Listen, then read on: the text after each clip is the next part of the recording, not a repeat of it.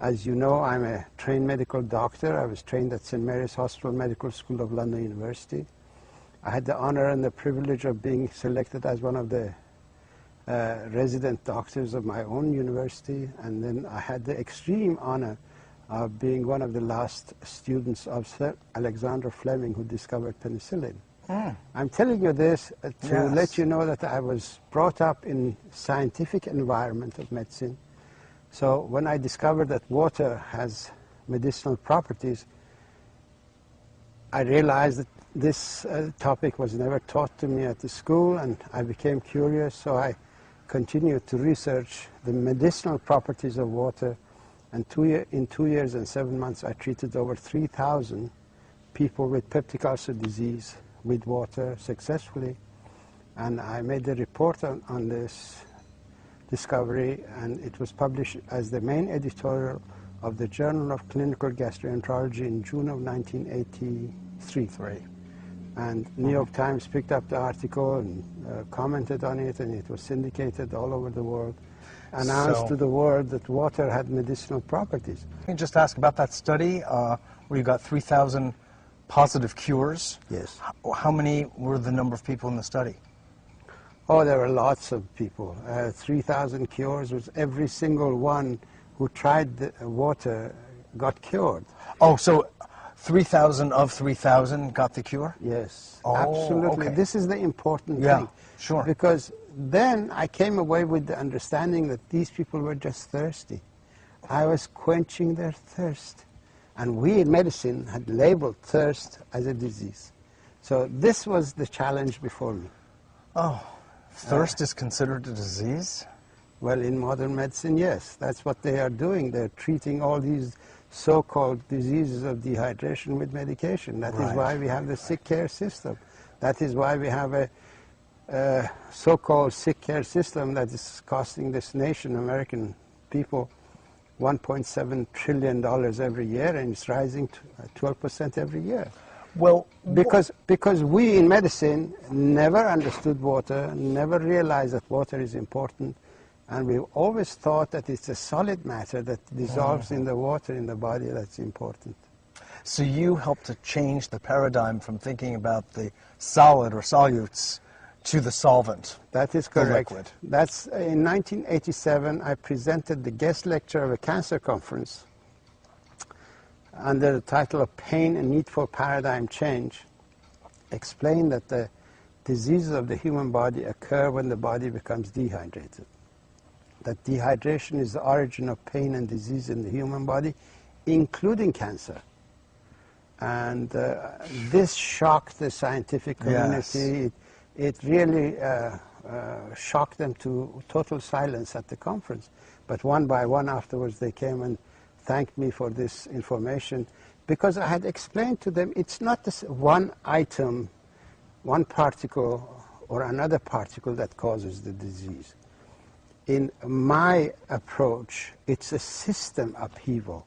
A system, when a system is not functioning, it's that system that produces symptoms of dehydration that we've assumed to be disease conditions. So basically what you're saying, doctor, is that virtually all, if not all, diseases are really caused by systemic dehydration. All diseases are either states of dehydration, complications of dehydration, or consequences of dehydration. And water is a nutrient. It is the deficiency of this nutrient in the body that causes the health problems. Depending on where this nutrient is missing in the physiological arena of the body, that area begins to manifest the symptoms of that deficiency. And we have labeled these symptoms of deficiency as diseases, because water is the main source of energy to all living things. It is water that energizes all physiological functions. When you break down meat, a chunk of meat, unless water is there to break it down, that meat is absolutely useless. It has absolutely no energy for your body. It is only when it's hydrolyzed, broken down by water, that the energy of meat comes out. but it's actually mostly the energy of water that is given to the meat. The process of hydrolysis is a metabolism of water, and the medical community has assumed that water has absolutely no metabolism. It's an inert substance. It is a solvent, a means of transport, and a packing material. These are three life-sustaining properties of water. But water has three other life-giving properties. The life-giving properties of water are it produces hydroelectricity where you need electricity, when you need energy. All neurotransmission system depends on energy produced by hydroelectricity at the cell membrane of the nerve tissue. Then you have the process of hydrolysis, which energizes whatever it breaks down. And then you have the adhesive property of water, which assembles everything together. So these are the life-giving properties of water that we in medicine never understood. And this is what I brought out, and I published in my book, Your Body's Many Crimes for Water. As you know, each cell is in a water environment, in the same way as we have satellite dishes to bring information to people. The cells of the body have their own satellite dishes for watery environment. They receive information and they process that information. Now, in dehydration, this satellite system is shut down.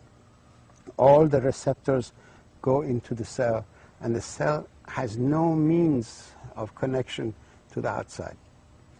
So it doesn't recognize there is a cell next to it. So it begins to grow and expand and expand. So it breaks boundaries, and that's why cancer becomes a lumpy thing, because its receptor system of the cells have gone. I see.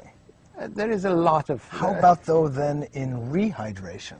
If they come back.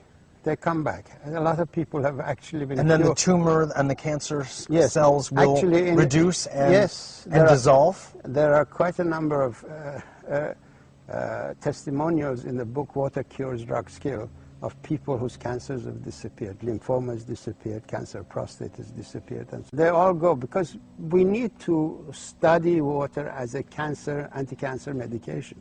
Once we do that, for each different discipline, we need to have a protocol for that. Sure. But personal observations of people is that their cancers have reduced. Basically, you need water in order to survive. You need the minerals. The essential minerals are calcium, magnesium, potassium, selenium, zinc. These are the intracellular minerals.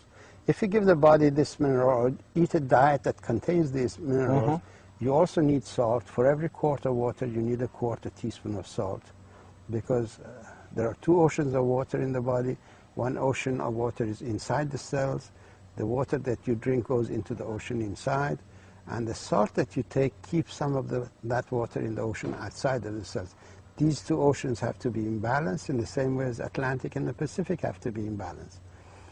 Once you take the water, you take salt, you take these minerals, no disease will have a chance to appear. Then you need the right diet for repair mechanisms and for raw materials, for neurotransmitter formation, for creation of proteins and so on. We teach this to the school children. We can save them from a whole lot of problems. Obesity? Obesity is a complication of dehydration. We can save children from complications of dehydration. Their education ability will improve. Their tendency to addiction will disappear, because addiction is another way of showing that the body was short of water and we substituted. When you drink water, you secrete endorphin in your body. Endorphin is the natural opiate of the body. When you don't drink water and you're hooked to that opiate, then you go and take the drugs that stimulate the opiate sensors. Okay? Yes. Water will help people get off the drugs. This is the book that people should read, Water Cures, Drugs Kill. This is 28 pages of explanation of why dehydration is the origin of disease, and there are 186 pages of how water cured the incurable diseases when the pharmaceutical drugs could not. Because of their lack of understanding of water, they've created an environment where the drug industry has taken advantage and has converted our healers' protocol into a killer's protocol.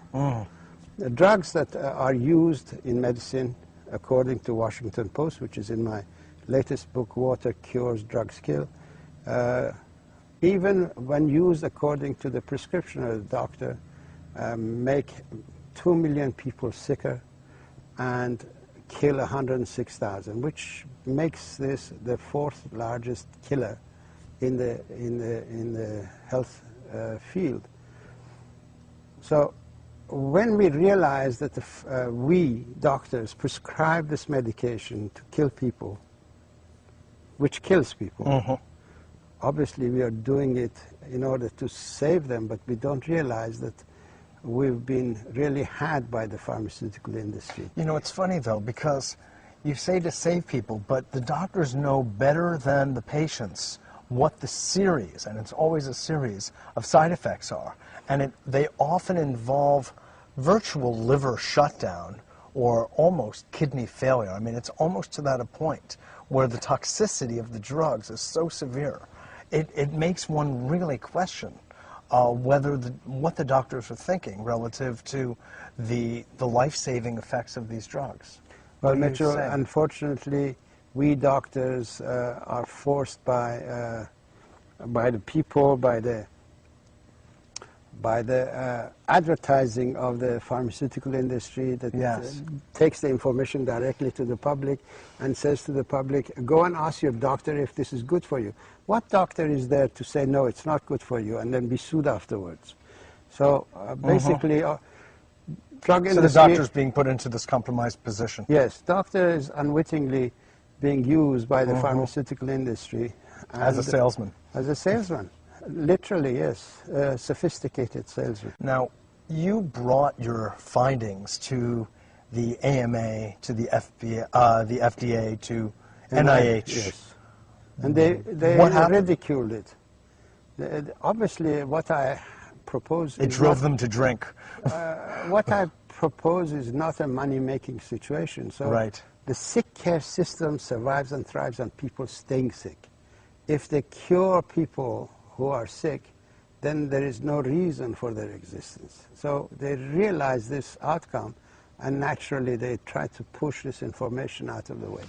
But as philosophers of science have said, Thomas Kuhn, when such a situation, conflict arises, then you have to go to the public and let the public be judged. Yes. And that's what I have done. These books are in order to arouse the public and inform the public that this is an issue before them, and they should force the government, the NIH, the FDA to look at water as a medication, begin to study it, and stop being subservient to the pharmaceutical industry that enjoys killing people in order to make money.